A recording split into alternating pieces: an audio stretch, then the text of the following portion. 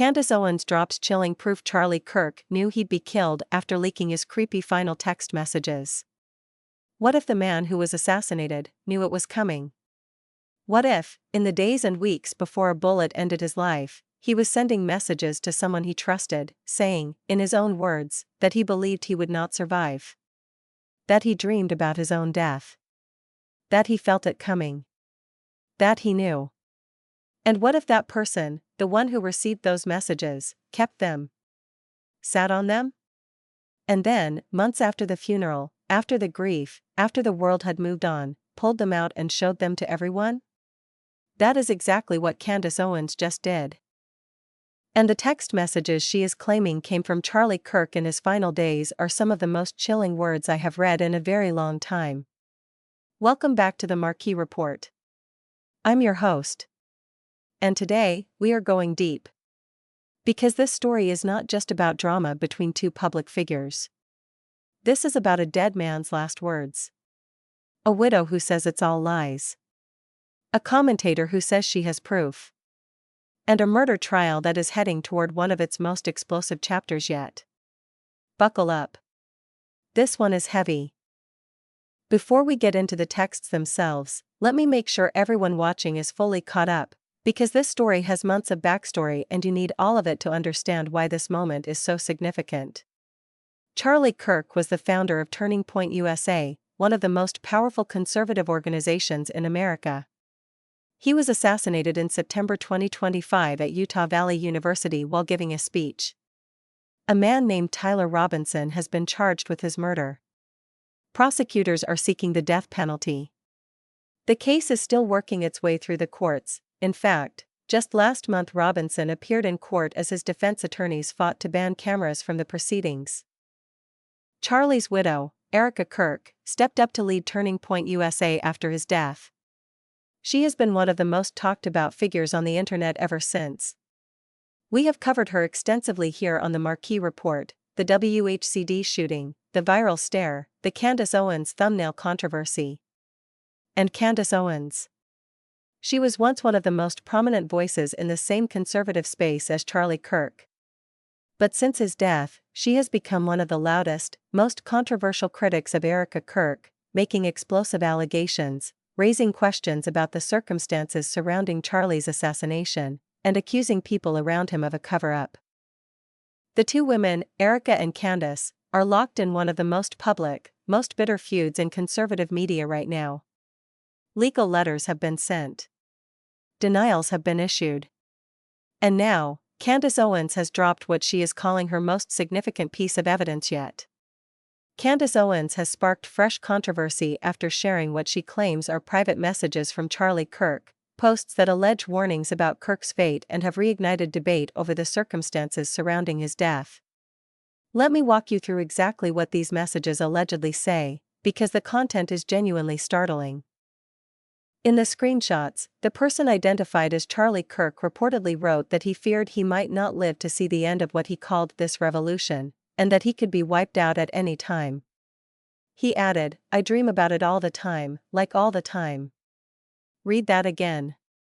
I dream about it all the time. A man, who would later be assassinated, allegedly telling a close friend and colleague that he dreamed constantly about his own death. That he believed he could be wiped out at any moment. And there is more. Owens noted an exchange in which she initially dismissed the concerns as hypothetical, describing them as more a fear manifestation than an actualization. The sender responded, "Not really afraid of it, but I'm just telling you what I know to be true." Not afraid of it. But telling you what I know to be true.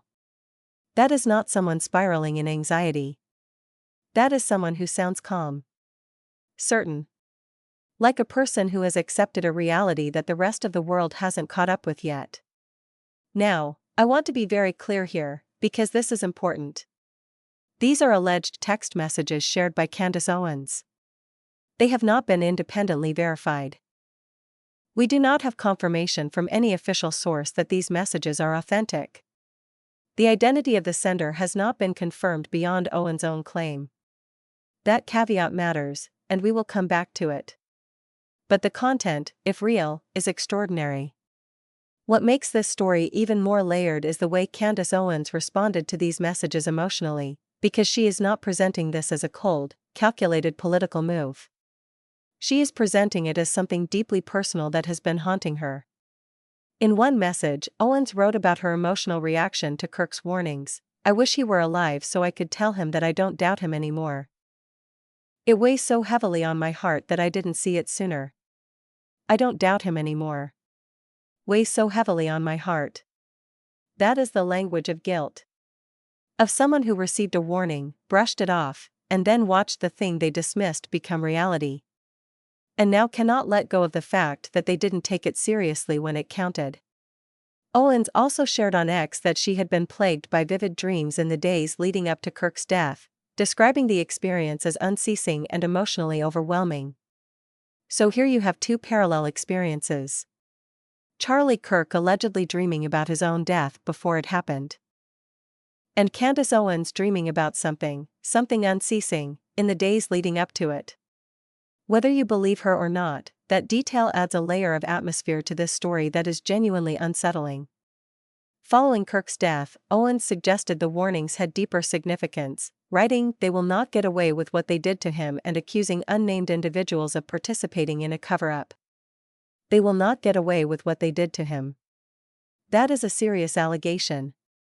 Pointed, deliberate, and aimed at people she has not fully named, which, in some ways, makes it even more charged than if she had. Now let's get to the other side, because Erika Kirk has not stayed silent on any of this. Erika Kirk, the widow of Charlie Kirk, responded to Owens' allegations, strongly denying any involvement and stating that the claims are baseless and harmful. Baseless and harmful. Those are strong words, and they tell you exactly where Erika stands.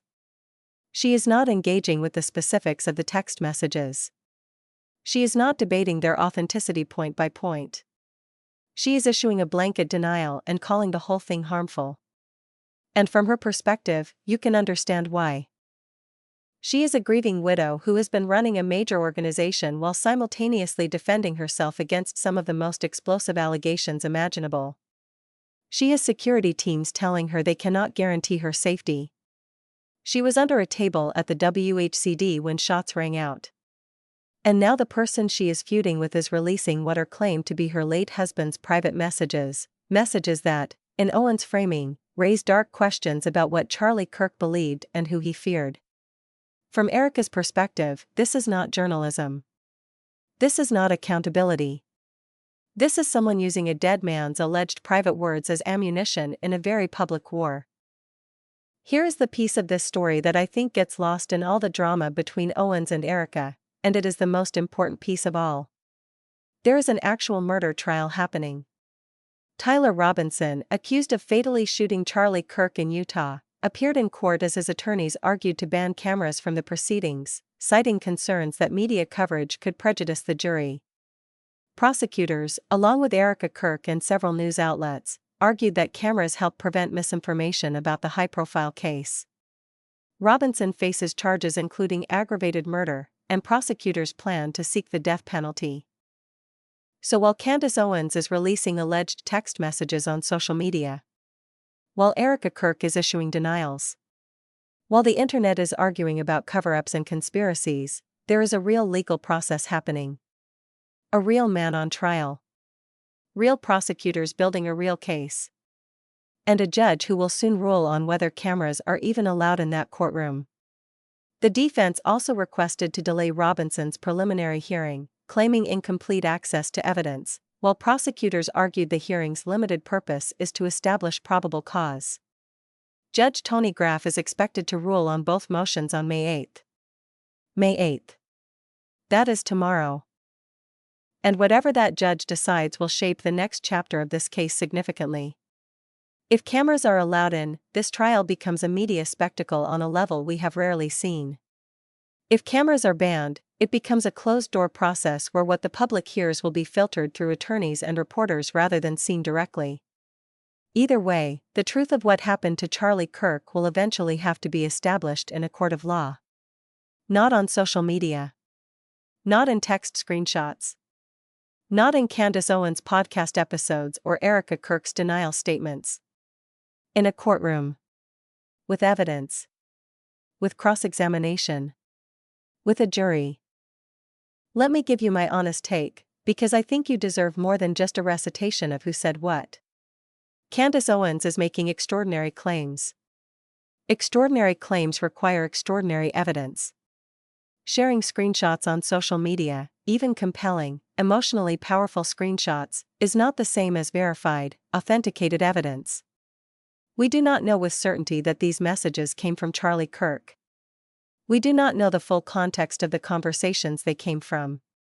We do not know what was said before or after the excerpts Owens chose to share. At the same time, dismissing all of this as fabrication without investigation is also the wrong move. If these messages are real, they represent something genuinely significant about Charlie Kirk's state of mind in his final days. If they are not real, or if they have been selectively presented in a misleading way, that is its own kind of serious problem. The gap between those two possibilities is enormous. And right now, we are all sitting in that gap, being asked to form strong opinions with incomplete information. That is exactly where the modern media ecosystem wants us. Heated. Certain. Divided. Before the facts are in. The facts will come out in court. And when they do, the Marquee Report will be here to break it down for you. Charlie Kirk allegedly dreamed about his own death. And then it happened. Whether those dreams were premonitions, fear, or something else entirely, the man is gone. And the fight over his legacy, his words, and the truth of what happened to him is far from over. Candace Owens says she has proof. Erika Kirk says it is lies. A judge is about to rule on cameras in a murder trial. And the rest of us are watching, waiting, trying to separate what is real from what is noise. Drop your thoughts in the comments. Do you believe these text messages are real? Does Charlie Kirk knowing he could be killed change how you see this story? I genuinely want to hear from you. If you are new here, welcome to the Marquee Report. Hit subscribe and the bell so you never miss a story. And I will see you in the next one.